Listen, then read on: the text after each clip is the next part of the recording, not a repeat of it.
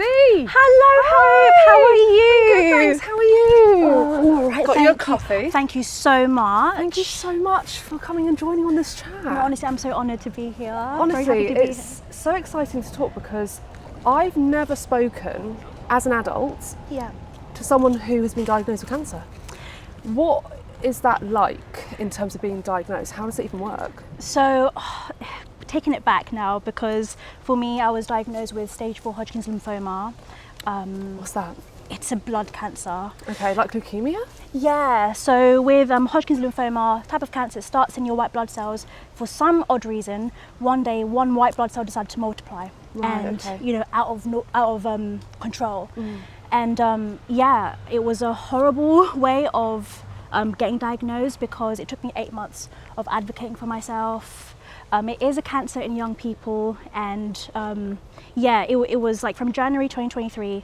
Started with some symptoms. What were the symptoms? How does someone know that's what they need to be looking out for? So with Hodgkin's lymphoma, the main symptoms are lumps like in your neck, and you check in your like groin, your armpit, your neck, and then for me it was like severe fatigue. Right, okay. That was, I think, a really massive telltale of something was wrong. And I obviously, as we do, we put it to burnout with like work and things. And at the time I was like, is this because I'm overworking? Like, what is going on? Were you working a job at the time? Yes. Right, okay. So very, very hectic. And that's what I put it down to, as you know, we all do really.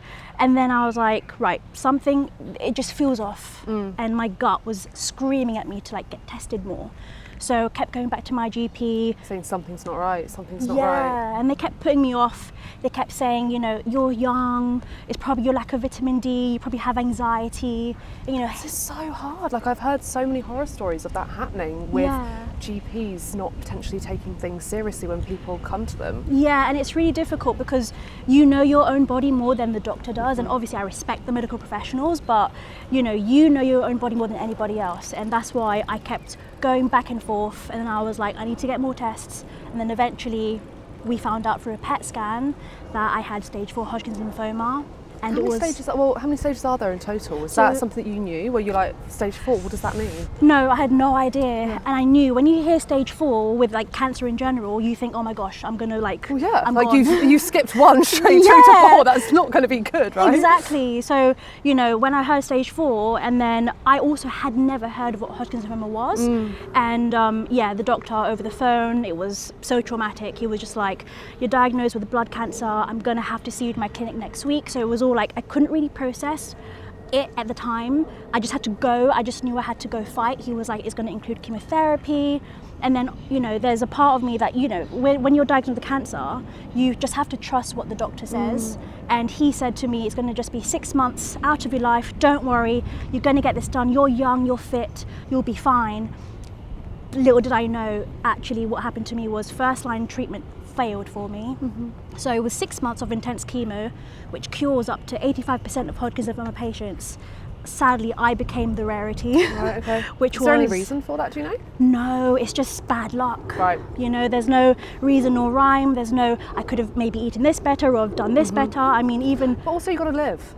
Yes, you've got to live your life. If you're going to live in fear the whole time, thinking, I can't eat this bit of chocolate because this could happen. There are plenty of people out there who have never touched anything in their life and they still get something. Exactly, and it's so, like, you just don't know with cancer, that's the thing. You know, leading up to my diagnosis, I was the healthiest version of myself that I could be. I had a personal trainer, I was eating all the right things, all the leafy greens, like literally textbook. I was trying to be the best version of myself.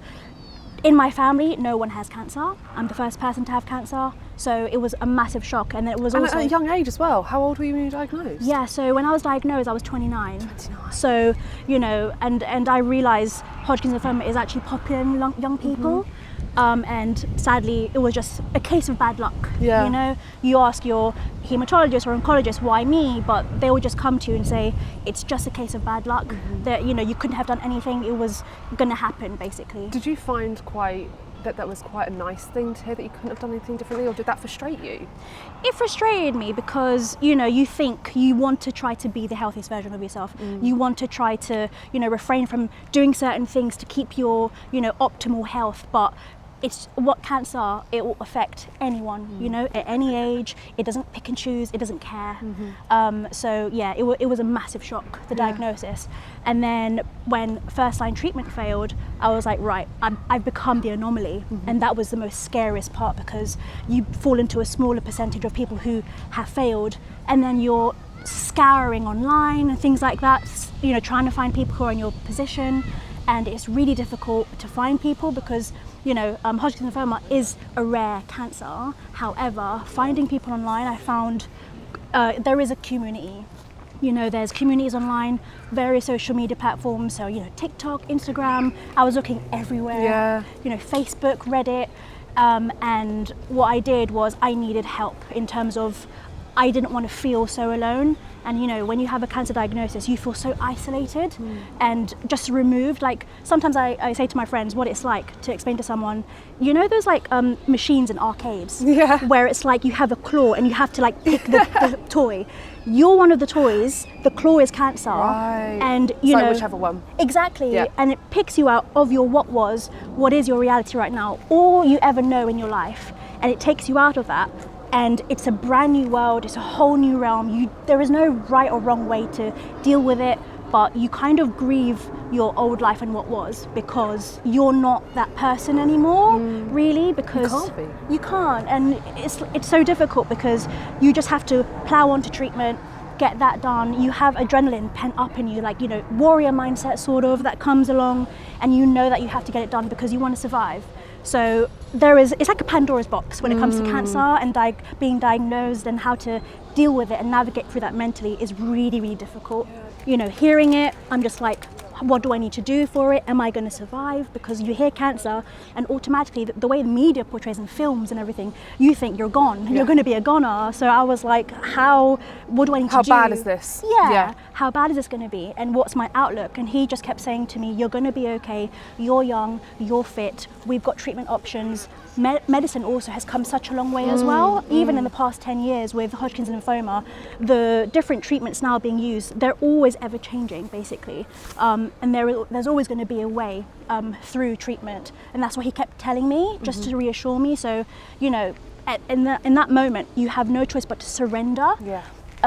Because yes, you get angry because it's like, hold on, up until now, I've been doing all the right things, but I still got cancer. You know, there's the why me? Why did it have to be me? But you come to realize that you cannot change the situation. Once you're diagnosed, being angry, being depressed, that's not going to change the diagnosis. But, you know, it is very normal and healthy to feel the feelings. And I think for me, looking back, I actually processed it in a way that I don't think I processed it well at the time, because I just got into, you know, fight mode, and I just wanted to go ahead and do treatment and try to get through that. But I didn't have time to actually take in what was happening because treatment happened so soon after. Then that treatment fails for you. Then you're put into this situation where you're probably even more panicked. You go through different kind of treatments that they give you options for. So when it was found out in my PET scan after the first treatment that I had failed, they basically said to me, right, you're okay, you'll be fine. We still have many, many treatments on the table. And I kept saying to my clinical nurse specialist, so whenever you're diagnosed, you get an allocated nurse for you. And it's really nice in that way, because then you have a direct contact. You can always like message. And she was like, we've got a 7-line treatment, 8-line treatment, 9-line treatment. Like, we're never going to run out of options. You are okay, we've got you. So that's something I really appreciated from my med team at the time. So you said that you found your support through social media that you had. And how did that then start to potentially build things back up for you? Did that change your approach to stuff? Oh, 100%. So when you're going through a diagnosis, you feel isolated. You are so lonely because you can't really, for me anyway, I couldn't relate to any of my friends and family. None of them had gone through cancer. And the only people that I could really speak to was my clinical nurse specialist. But I was like, surely there is a community out there. So I took to social media, I looked online on many, many forums and found TikTok, which is, as you know, amazing. Yeah, it really is. The community that you can build there, I think It's really nice to speak to you about this, because I think people forget that when they start a account on TikTok, is that I never in my wildest dreams imagined the beautiful community that you could get from it. Yeah, okay, you're using it to be able to offload your feelings. I don't know if that was your initial thought to potentially using it, but the community that you suddenly get, it's, you know, say what you say about TikTok, about social media, but you cannot say anything wrong about that. It's a beautiful thing. You can't say anything wrong. And you know what, I actually do encourage anyone who is affected to reach out to, you know, we live in a digital age now.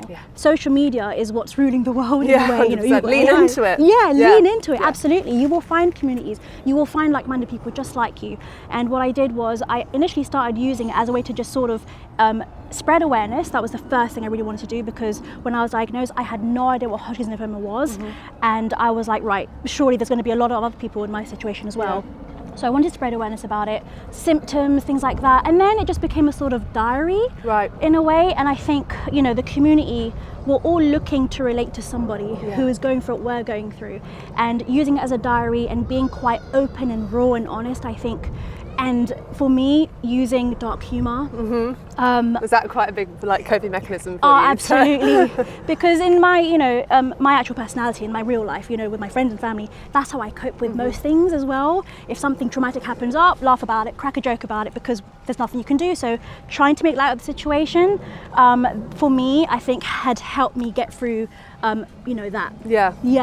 It's really nice, isn't it, when you find something that you go, actually, this is the way that I'm going to be able to flip this. And do you find that was actually quite a big thing? You have to flip that mindset. You have to sometimes, as hard as it is, take yourself from the negative to the positive. Was that a thing for you? Yes, because I just knew in myself, if I was just going to simmer and, you know, sit on my sofa and be in a couch potato all day, just doom scrolling, feeling sad for myself, saying why me, that won't change anything. It will just make me feel worse, makes me feel more stressed. And I was like, I need to do something to help me get out of this rut.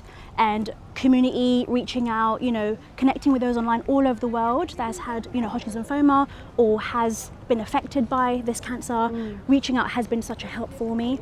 And dark humour, you know, we're all having a laugh, and sometimes I talk about cancer muggles, which are essentially, I know, like Harry Potter. So am I a cancer muggle then? Is that me? Yes, in the nicest way, and I mean it with all the nicest in my heart. So in a way, you know, all my friends and family are cancer muggles, you know, in that sense, because I can't talk to them about much things. To a certain extent, they can help me as much as they can, but they just can't relate to me as the community does.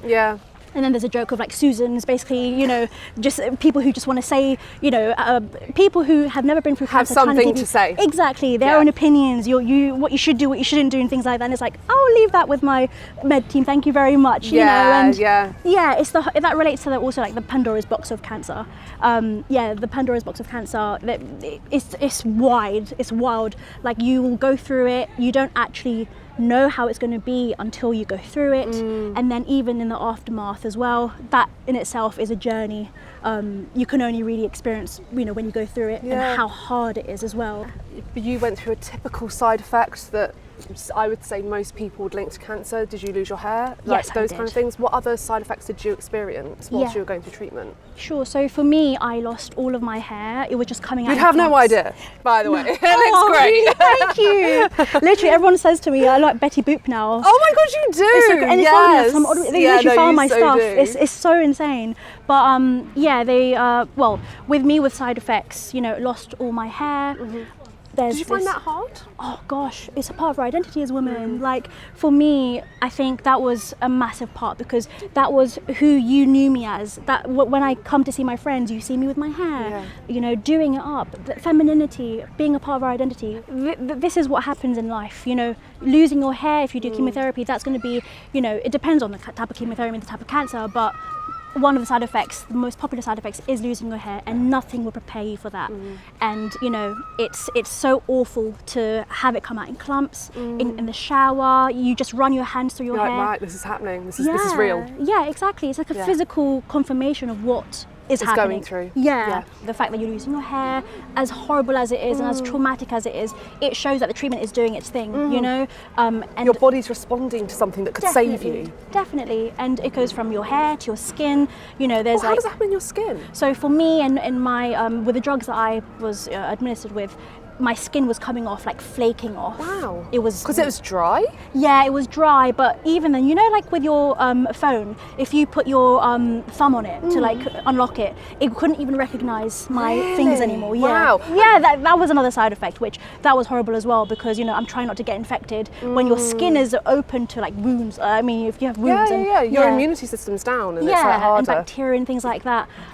There's chronic fatigue that you go through because the treatment just takes it out of you. Like, the drugs are so intense when you do chemotherapy, and, you know, just trying to protect yourself, and you have to sort of isolate and hibernate, because being around people as well, that was really tough as well.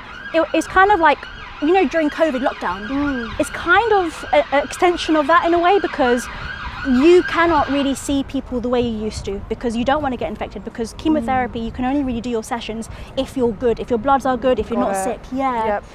Because you can also affect other patients in the hospital as well. I see. So do you have to have blood work before you go to treatment to make sure that you're okay? Okay. Exactly. So they do that. They test your blood, a full blood count, right before your chemotherapy sessions to make sure you're all good. And then on the day, you get it administered. And yeah, that's the only way you can do it. Did you find doing social content, I'm assuming you did it during that time, do you find doing that kind of helped you give yourself a little bit more of a focus, a little bit more of a purpose? For sure. And it did give me something to look forward to as well, because, you know, it was a part of this sort of online diary and reaching out to the community, them being able to see people who are newly diagnosed, being like, okay, maybe that's something I'm also going to expect in my journey, and giving them comfort as well, that it's actually, as hard as it is, you can do hard things. Yeah.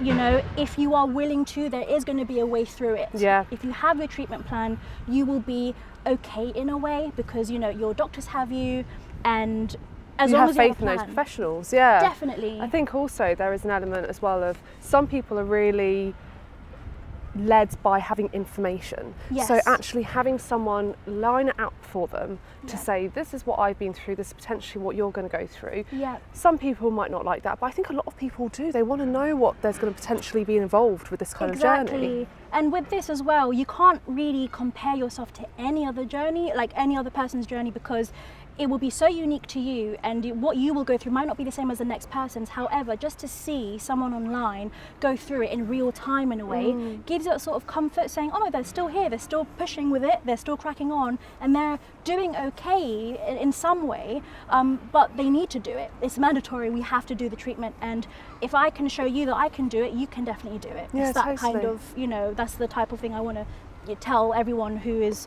within the community, that you can do hard things no matter how bad things get, because you have no choice. You have to just do it. When there's one road, you have to take that road. Exactly. Yeah, definitely. And how long have you been in remission for? So and does remission mean you're good?